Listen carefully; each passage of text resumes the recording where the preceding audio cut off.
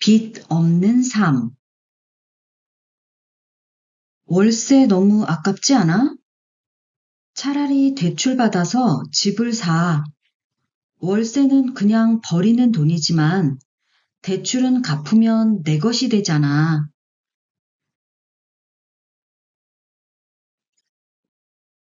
아, 또 들었다. 이런 이야기를 한두 번 들은 게 아니다.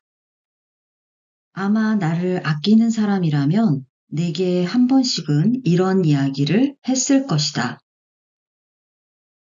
곁에서 보기에 내 경제 생활이 답답해 보이는 모양인데 아무리 그래도 빚을 지라고 권하다니 대신 갚아줄 것도 아니면서 나는 빚을 지는 게 싫다.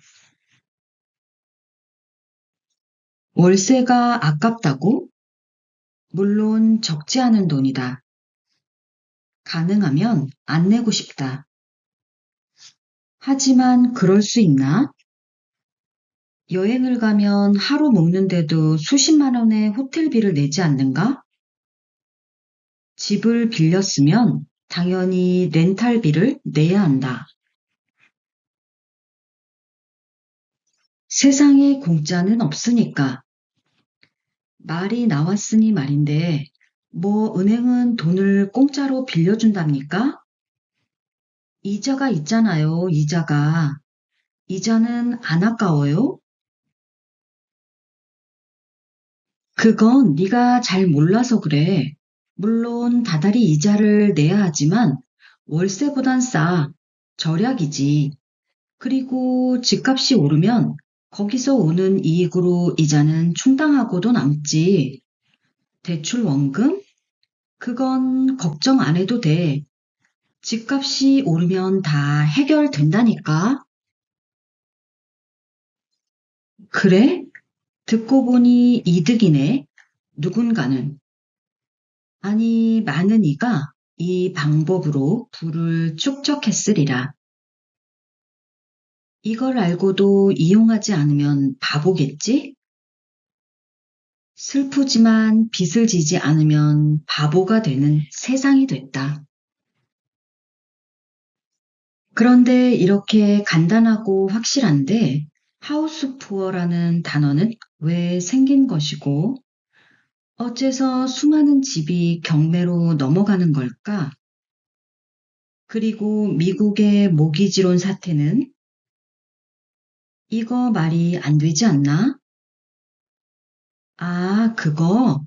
물론 그런 일도 일어나지만 너는 괜찮을 거야. 그러니까 대출 받으렴? 이라는 건가? 이거 아무래도 신종 대출 광고인 듯하다. 내 지인들까지 이용하다니 악질이다. 신용카드 회사에서 전화가 왔다. 자격 요건을 다 갖췄는데 왜 신용카드를 안 만드냐고. 하나 만들어 주겠단다.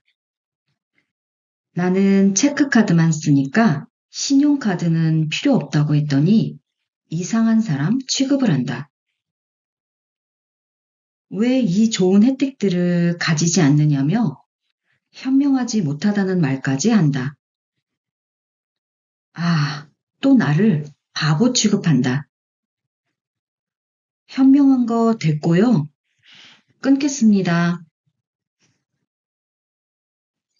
나는 이 나이 먹도록 신용카드를 만들어 본 적도 사용해 본 적도 없다.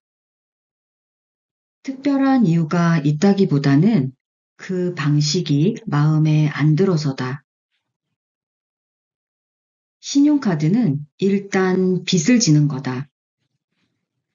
내 통장에 돈이 없어도 신용카드만 있으면 돈을 쓸 수 있다. 그리고 한 달 후에 내가 쓴 돈을 카드 회사에 갚는다.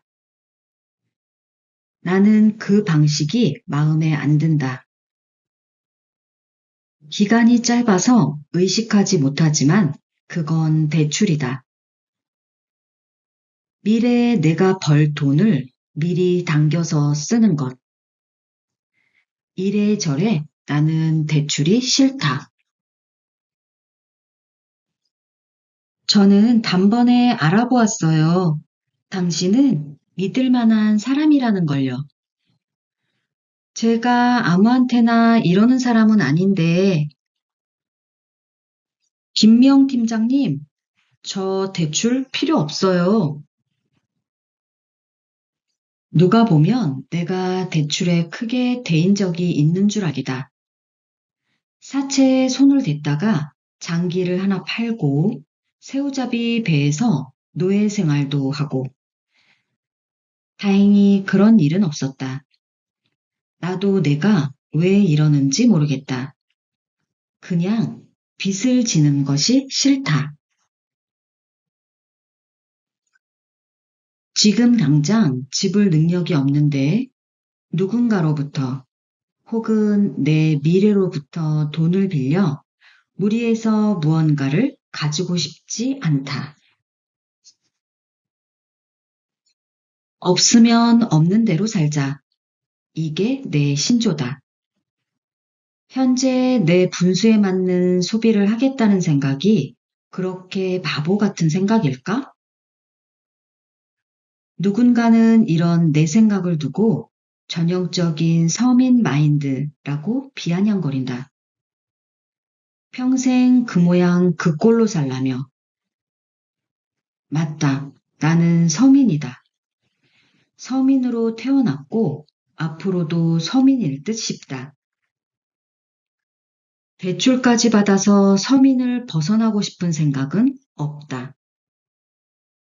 대출로 더 나은 생활을 한다는 것은 신분 상승이 아니라 자기 기만 아닐까? 집값이 비싸요. 걱정 마세요. 주택담보대출을 받으면 살 수 있습니다. 대학 등록금이 너무 비싸요. 걱정 마세요. 학생들도 쉽게 학자금 대출을 받을 수 있습니다. 물가가 너무 높아요. 걱정 마세요. 신용 등급만 좋다면 신용 대출을 받을 수 있습니다. 내가 원하는 대책은 이런 게 아니다.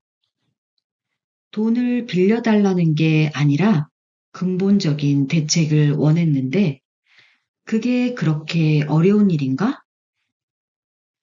온 사회가 대출을 권하는 것 같다. 하루에도 여러 번 대출 광고 문자와 전화가 온다. TV를 틀면 대부업체 광고가 우리의 든든한 친구를 자처한다. 내가 아무리 대출이 싫다고 버텨도 결국 대출받을 수밖에 없는 세상이 되어가고 있는 느낌이다. 왜 이런 일들이 일어나는 걸까? EBS에서 제작한 다큐멘터리 자본주의를 통해 자본주의에서 돈이 만들어지는 과정에 관한 아주 충격적이고도 흥미로운 사실을 알게 됐다. 흔히 돈은 조폐공사가 만드는 줄 안다. 하지만 그건 극히 일부분으로 대부분의 돈은 은행이 만든단다. 예를 들어 내가 100원을 은행에 저금한다고 치자. 그럼 내 통장엔 100원이 찍힌다. 언제고 필요하면 찾을 수 있다. 자, 이제 은행은 그 100원에서 10%인 10원을 떼 금고에 넣어두고 나머지 90원을 A에게 대출해준다. A의 통장엔 90원이 찍힌다. A도 언제고 필요하면 90원을 찾을 수 있다. 혹시 이상한 점을 발견했는가? 실제로 은행에 예금된 돈은 100원인데 내 통장의 100원과 A 통장의 90원을 합치면 190원이 된다. 은행이 90원을 만들어낸 것이다. 이게 가능한 이유는 지급준비금 제도 때문이다. 은행은 지급준비금으로 예금액의 10%, 한국은 3.5% 내외만 남겨두면 나머진 모두 대출할 수 있다. 모든 예금자가 한날 한시에 예금한 돈 전부를 인출하는 일은 흔치 않을 테니 10%의 돈만으로도 돌려막기가 가능하다는 데서 나온 꼼수다. 자, 이제 더 충격적인 예를 들어보겠다. 중앙은행이 100억을 A은행에 대출해준다. A은행은 100억에서 지급준비금 10%를 뗀 90억을 B은행에 대출해준다. B은행은 90억에서 10%를 떼고 81억을 C은행에 대출해준다. C은행은 81억에서 10%를 떼고 이런 식으로 할 수 있을 때까지 대출을 해주면 처음 100억은 1000억까지 늘어난다. 맙소사, 실제 하는 돈은 100억인데 시중엔 1000억의 돈이 돌아다니게 된다. 이렇게 통화량은 늘어나고 돈의 가치는 떨어진다.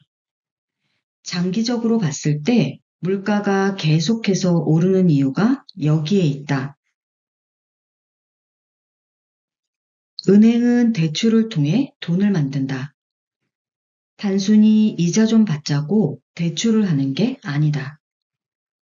돈을 만들어내는 게 목적이고 그게 은행이 돈을 버는 방식이다. 실체가 없는 돈을 빌려주고 반드시 돌려받는다. 이자까지 붙여서 말이다. 현대 자본주의는 이렇게 굴러간다.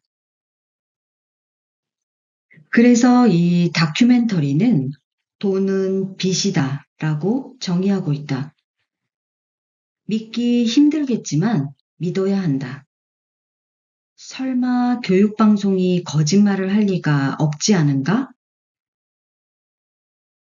우리 통화 시스템에 빚이 없으면 돈도 없습니다. 메리너 에클스 전 연방준비은행 의장. 이제야 궁금증이 풀리는 것 같다. 왜 그렇게 사방에서 돈을 못 빌려줘서 안달인지. 그런데 왜 속이 시원해지지 않는 걸까? 오히려 가슴이 꽉 막힌 것처럼 답답하다. 알아서는 안 될 것을 알아버린 기분이다. 차라리 모르는 게 더 나았을지도 모르겠다. 내 바람과는 다르게 집값이 계속 오르는 이유도 대출로 집을 산 모든 이의 간절한 소망이 만들어낸 결과가 아닐까? 집값이 내려가면 그들 대부분은 큰 손해를 보게 될 것이다. 그러니 파산하지 않으려면 집값은 계속 올라야만 한다.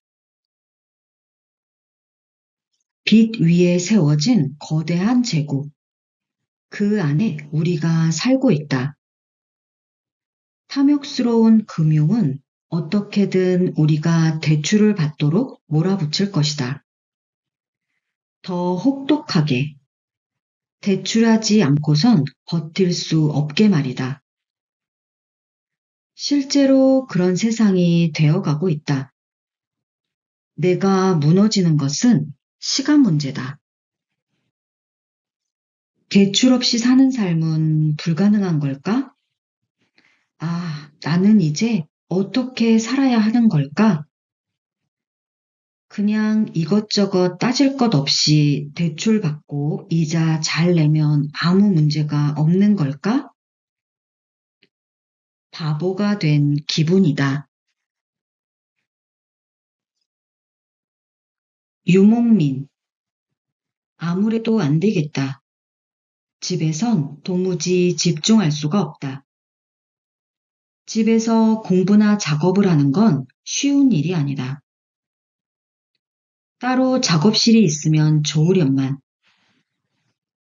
작업실을 가질 만큼의 경제적 여유는 안 되니 어쩔 수 없이 주로 집에서 작업을 하는데 집중이 너무 안 될 때는 가방에 이것저것 챙겨서 집 앞 스타벅스를 간다. 불과 몇 년 전까지만 해도 카페에서 그림을 그리는 건 쉽지 않았다. 간단한 스케치는 할 수 있지만 나처럼 디지털 작업을 하는 경우 무거운 데스크탑과 태블릿을 가지고 다닐 수 없으니 꼼짝없이 장비가 있는 곳에서만 그림을 그려야 했다. 지금은 디지털 기기의 발전으로 카페에서 그림을 그릴 수 있게 됐다. 고정된 곳에 머무르지 않고 마음에 드는 곳 어디서나 작업을 할 수 있다니 좋은 세상이다. 전기와 와이파이만 있다면 어디든 갈 수 있다. 이런 걸 두고 디지털 노마드라 부른다. 디지털 기기와 인터넷의 발전으로 장소에 구애받지 않고 일을 하는 신유목민. 그런 의미에서 보면 나 역시 디지털 유목민이라 할 수 있다. 디지털 유목민은 한 곳에 정착할 필요가 없다. 마음만 먹으면 파리, 뉴욕, 하와이, 여기저기 여행하며 일하는 생활도 가능하다. 낭만적이다. 유목의 삶은 자유다. 개인적으로 셀프 인테리어 열풍을 이끌었다고 생각하는 책이 있다. 전셋집 인테리어라는 책이다. 이 책은 내 집이 아닌 전셋집을 꾸미는 것을 낭비라 생각했던 통념에 반해 1년을 살아도 예쁜 공간에서 사는 삶을 추구하며 원상복구가 가능하고 저렴한 셀프 인테리어를 소개한다. 무엇보다 재미있는 건 이 책의 영어 제목이 유목민 인테리어라는 것이다. 전셋집을 어떻게 번역할까 궁금했는데 적절하면서도 씁쓸한 번역이 아닐 수 없다. 계약 기간이 끝나면 집을 옮겨야 하는 나는 디지털 유목민 이전에 그냥 유목민인 셈이다. 나는 30년을 넘게 서울에서 살다가 독립하며 인천으로 왔다. 서울의 높은 월세를 감당하기 힘들어서였는데 벌써 4년이 다 되어간다. 그 사이 여기도 월세가 많이 올라 조금 더 아래쪽 지방으로 내려가야 하나 고민 중이다. 다행히 디지털 유목민이라 지방으로 가더라도 큰 영향은 없을 것 같다. 나는 정착하지 못하고 떠돌고 있다. 몽골인도 아닌데. 그리고 내 유목은 선택이 아니라 밀려나는 것에 가깝다.